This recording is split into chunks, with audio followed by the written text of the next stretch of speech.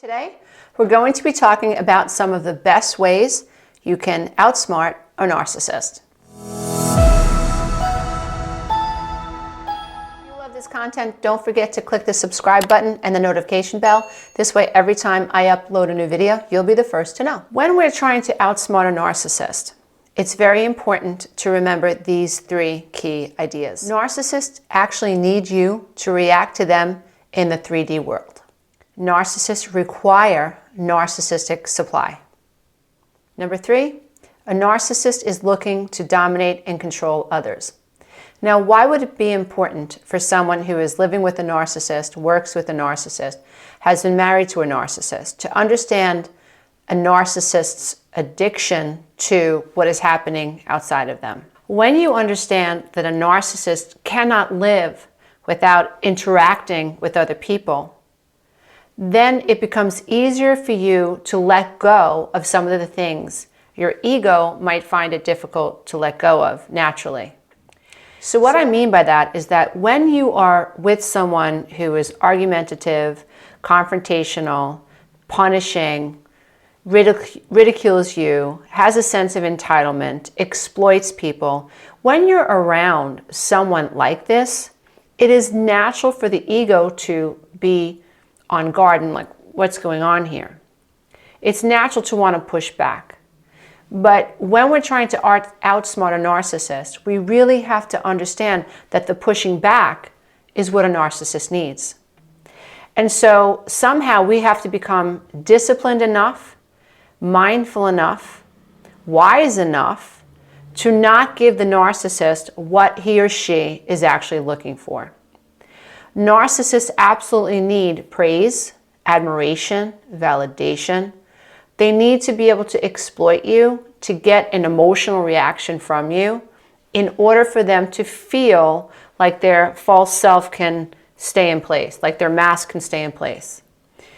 If they don't get the narcissistic supply that they need from the outside world, then this mask begins to slip, and it's very dysregulating for someone like a narcissist to feel like he or she is losing control, to feel like others are not seeing them as powerful and successful, as beautiful, as the most sexual, whatever it is, whatever type of narcissist you're dealing with, whatever it is that they're craving and they're needing from the outside world. When a narcissist doesn't feel like they're able to control and dominate and secure a source of narcissistic supply from the outside, they feel very off balance. And this is a very dangerous place to be if and when you become a target for a narcissist when they begin to feel dysregulated. Because a narcissist will not self-reflect and say, I wonder why I feel this way, in the sense where they're actually looking to be full of self-knowledge. They're looking to understand self. They want to and have a desire to notice what they notice. So a narcissist generally isn't the type of person who will use metacognition, the ability to think about the way one thinks, the ability to be more objective about the way one behaves, or the ability to pluck out a negative intention and to really self-correct and self-police. That's not what's happening when we're dealing with a narcissistic personality, which is why so many of us seem to be interested in learning all we can about this thing known as narcissism. I also think a caveat worth mentioning is that not everyone that disagrees with you is a narcissist. Not everyone that says, no, I don't want to watch your children over the weekend, or no, I prefer not to watch your dog, or no, I'm not going to do X, Y, and Z just because you asked me to. Just because someone says no to us doesn't make them a narcissist. When we're thinking about narcissism, we're looking for pervasive patterns over a period of time that don't go away, and they don't improve depending on who the person is dealing with. Now, if a narcissist bumps into someone who does praise them, does brown nose them, then the narcissist might want to keep that person around, unless the narcissist thinks, are they trying to manipulate me? That's a different story. But generally speaking, narcissists and the narcissistic cycle is pretty predictable. Not when you're in it, because you are emotionally reactive. You fall for the love bombing in lots of the cases. You fall for the trauma bonding situations where there are these intermittent areas of your life that are actually pleasurable. You have this intermittent validation from the narcissist. You have periods with the narcissist where everything is just amazing. But in time, narcissists tend to grow bored and they need another hit. They need another source of narcissistic supply. It really is like an addiction to the 3D world. And narcissists absolutely need that source of supply coming in.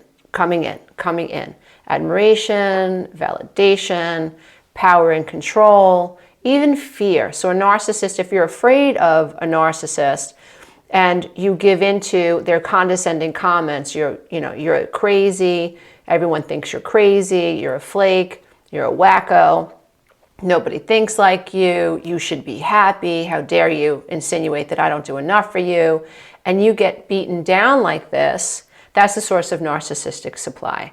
The narcissist doesn't want you to be confrontational and actually with the intention to end the cycle, to end the relationship. The narcissist might welcome a confrontation with you because it's an opportunity for them to dominate you and to win. And so these are ideas that we really do need to be paying attention to when we are considering outsmarting a narcissist. One of the things that helped me very much in my life was realizing that when I was trying to get a narcissist in my life to change, then I was more similar to their energy than I realized. Narcissists want you to change. They want you to bend to their will. They want you to acquiesce. They want you to fawn. They want you to cater. They want you to shrink. They want you to admire them. They want you to praise them, right? So they want something from you. Now, they feel entitled to exploit whatever they need to exploit in you and in the area to get what they want. So let's say you live with a narcissist, and your narcissist wants your grandchildren to see him or her as the rooster or as the chicken, the main chicken in the hen house, right? And you're a little uncomfortable with the way this narcissist is speaking to your grandchildren, speaking to your children. You're sensing that this narcissist wants to be seen as the ruler of your home, or whatever the case may be. And what will happen is a narcissist may enjoy a confrontation with your child as an opportunity to see, what are you going to do? Are you going to side with them, or are you going to side with me? Okay, putting aside this idea that we should never be put in that situation by anyone that we're dating or any person that we're in a relationship with, but this is the type of stuff that comes up when you're dating a narcissist or you bring a narcissist into your home. The narcissist will wait a while, but then in time, they'll want to throw their weight around, right? They'll want to play the victim card like, oh, you care more about your kids than you care about me, or your grandchildren just rule you and you don't put your foot down. But really what the narcissist is trying to do is get you to sway to their side of the equation, get you to give up how you feel about your grandchildren and the way you want them to feel in your home.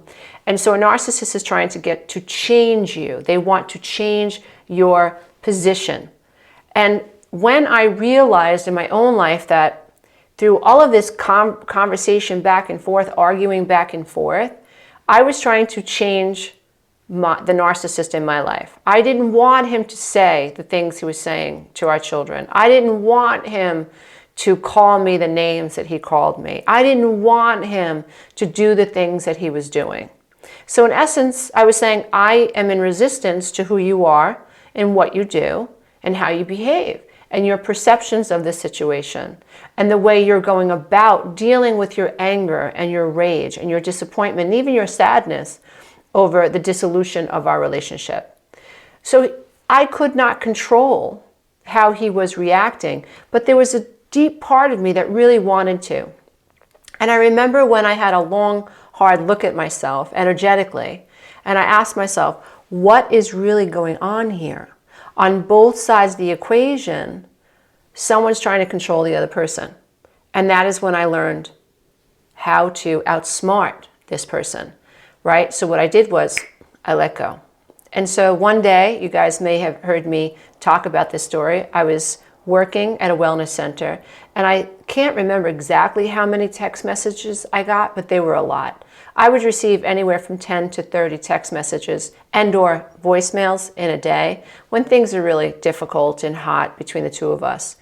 And this one day, I opened up my phone and I could see all of these negative texts, and rather than react, I just closed my phone. At the time, I had a flip phone. And I put the phone back in my locker, and I went to work. And I thought, now I'm becoming a different energy. Now I'm no longer engaging. Now I am draining him. Now I am not going to be that ball of yarn that he pushes all over the floor and gets a reaction out of. And I can tell you from my toes, I'm actually covered in goosebumps now, that was one of the most difficult things that I have ever done. It sounds so silly, but turning my phone down, putting it back in the locker, and choosing to disengage was one of the most difficult things I have ever wanted to do, because I thought that his actions were so unfair and so over the top, and all I wanted him to do was to understand that we don't belong together, we don't work, and it's okay that we acknowledge that and let that go. Unfortunately, even though we didn't work, he was okay with it not working. He didn't want us to get divorced. He didn't want the family to break up, right? But I didn't want to live in a house that was so unhealthy. We just couldn't make it work. And so I wanted him to see that, and he wanted me to disown my own reality and stay. Ignore that my body was breaking down. Ignore that we couldn't talk. Ignore that physically there was nothing left between the two of us. Ignore that we didn't even want to be in the same room with one another, let alone live the rest of our lives together. He preferred that I ignore that, and I just couldn't do that. So when I began to understand these three key ideas, that someone who has high narcissistic traits, whether they are narcissistic, full-blown narcissist, whether or not they have NPD, or whether they are someone who tends to be self-absorbed, reactive, and tends to want to control others either through aggression or passive aggression, whether through a sob story or dominance and control, or even through their sexuality, right? Because this idea of being addicted to the 3D world and needing a source of narcissistic supply is really at the core of what we're discussing. But once I understood that there was a need to have me react, I thought, I've got to stop reacting.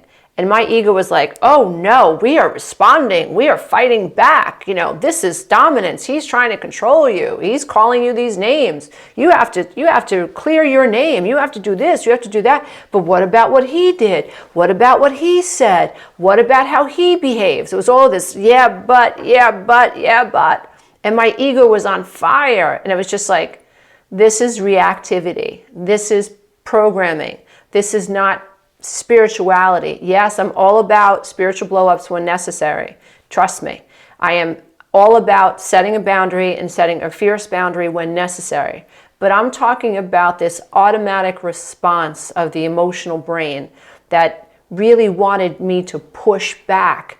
And I was in resistance, right? I was out of the flow. And so if you want to outsmart a narcissist, if you really use quantum tools and understanding energy is at the core of what's happening here, and our physical bodies are manifestation of energy in motion. We are all condensed of atoms and molecules, and we are all made of dank matter. And so therefore we are energy in motion.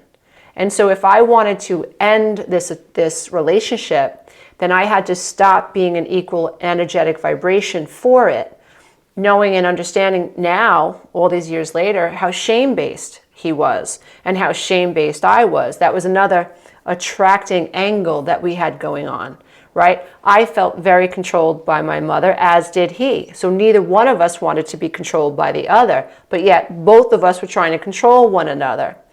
Although I came at it from the angle where, oh, I'll be the caretaker and I'll take care of you. A lot of that was me fawning in the hope that he would not abandon me. And his coming at me trying to be dismissive and controlling and putting me down, in his mind, if he destroyed me mentally and emotionally, then I wouldn't abandon him. So at a core vibrational level, there was a lot more going on between he and I that was similar than I realized. And it took a lot of humility to be able to see that objectively and be able to harness the tools of self-knowledge and really reconnect with my divine self and stop looking for other people's validation, ending my own addiction to needing validation and needing a connection with someone else in order to feel enough. And that's what the crux of all of my work is to teach wounded people to believe in their divine self, to help each individual love themselves so much that they don't need to play these games with the narcissist. They don't need to get validation from the outside. They really can learn to believe that they are enough. Another caveat is that just because, you are in a relationship with the narcissist doesn't mean that you were a codependent. Narcissists will want to attract people into their lives that happen to be quite self-confident. And what they do is they wear you down over time. So just because you're in a relationship with a narcissist and you've been pulled in through the love bombing experience, through the dismissive phase or the discarding or devaluing phase, and then you end up being discarded and then hoovered back in, just because you're someone who is in that relationship doesn't necessarily mean that you were codependent.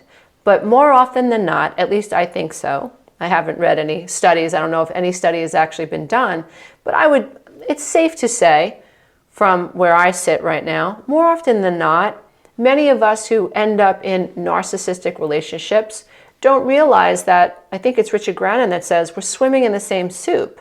It's a shame-based soup. And so if you are codependent, the chances of you being in a relationship with someone who is more self-focused is pretty high. Because codependents are other-focused, which is still a 3D experience. I still need something from the 3D, where a narcissist is self-focused. But how a narcissist gets their source of narcissistic supply to support their false self-image is by controlling and dominating other people. And that's through exploitation and a lack of empathy and a sense of entitlement. And so remembering these key ideas, that a narcissist is absolutely, if you want to say it this way, addicted to the energy that they receive from the outside, from the 3D world, because they cannot self-generate the energy. They are not connected to their divine core, and so they need energy to come from the outside. The other thing to remember, number 2, is that they require a source of narcissistic supply. And number 3, in order to survive, they really need to dominate and control others. 3 things that you're going to learn to need to do. You're going to need to learn how to not respond to a narcissist. You'll need to learn how not to be a source of narcissistic supply. And number 3, you're going to need to learn how to hold on to your own energy. The secret to outsmarting a narcissist is to understand their neediness and their actual requirement for a source of narcissistic supply that's outside of them. So if you think about a narcissist as an extension cord, a narcissist cannot survive unless they're able to plug their extension cord into an outlet. They need this to feel stable. And so when you refuse to be that outlet, so you plug up that outlet, you say, no more, no bueno, you can't plug into me anymore, you're not getting energy from me, then it becomes easier for you to understand what it takes to outsmart a narcissist. So the goal is to become the one that a narcissist cannot attach to. What does this mean? This means that you're going to have and develop, if you don't have it yet, a willingness and a desire to not respond to a narcissist. You must develop a desire to no longer argue, punish, try to win an argument with, or change a narcissist.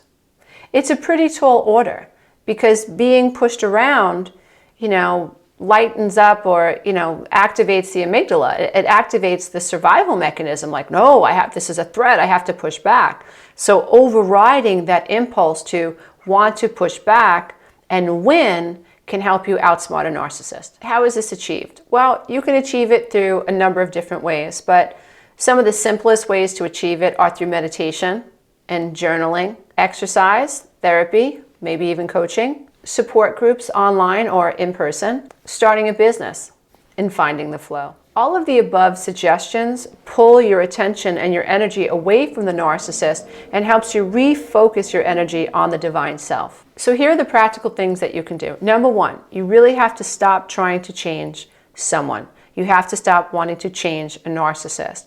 Your life will begin to change when you start accepting what is.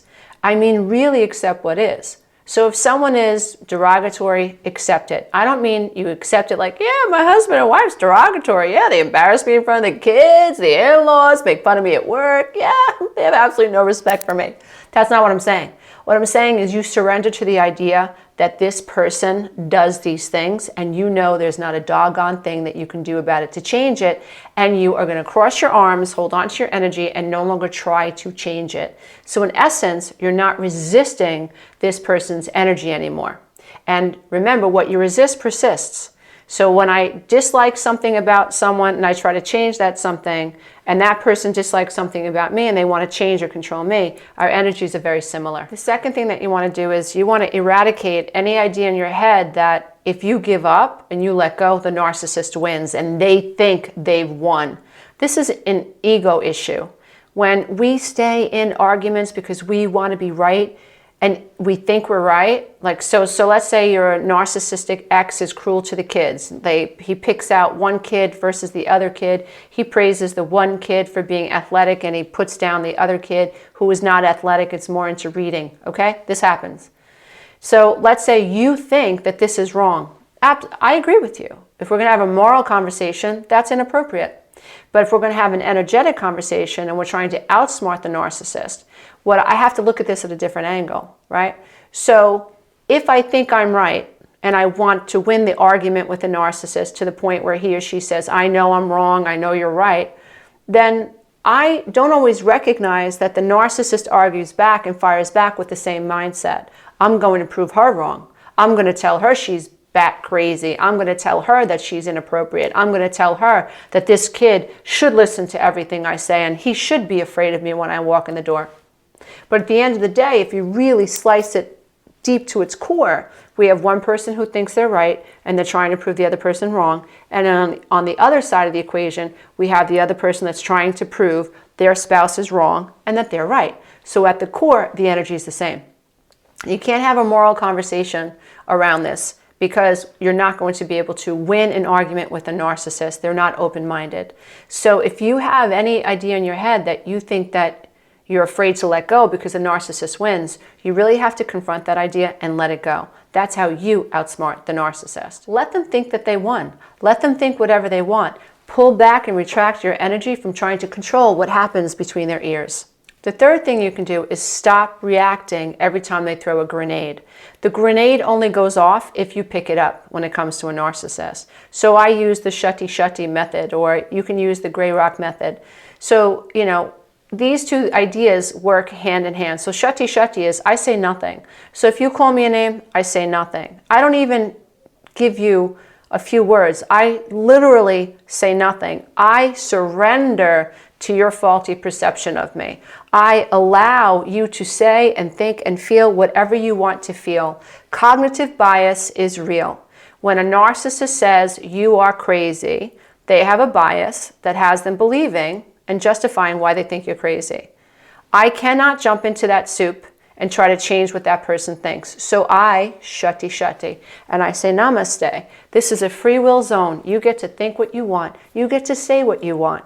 And as long as I do not jump into that soup, right, I avoid your karma. I'm not getting in the way of your karma. So if you want to be derogatory, if you want to be unfair, if you want to be vindictive, if you want to distort stories to make them fit your narrative, by all means, you have an absolute right to do that. And I'm not going to get in the way of your karma. And I'm not saying that from a passive-aggressive place. I really mean it. You are allowed to come here and you are allowed to say what you say. You're allowed to do what you do. But there are laws that govern time and space, and none of us are going to escape them. And so when I stopped trying to win an argument, when I stopped engaging, when I stopped picking up the grenade, my life incrementally began to shift. That first day I shut my cell phone, I realized I didn't feel so anxious after a few hours. I actually felt better. I put the phone down. I didn't pick up the grenade. I let him do whatever it is he needed to do. And then at the end of the day, delete, delete, delete, delete, delete. I stopped picking up the grenade. One of the things that might help you is understanding that when someone refuses to change in your life, it's an absolute opportunity for you to change. And that was a huge aha and a huge breakthrough for me when I realized that, wow, you know, because these people in my world refused to change, I was forced to change. And so I'm getting goosebumps again. What's really difficult to understand is that narcissists generally, unfortunately, don't change. And they are on their own life path. And hopefully in time, they will learn what they need to learn in order to change. In my life, pain was the greatest motivator. I finally got sick and tired of being sick and tired. I got sick and tired of playing by rules in my head that just didn't work.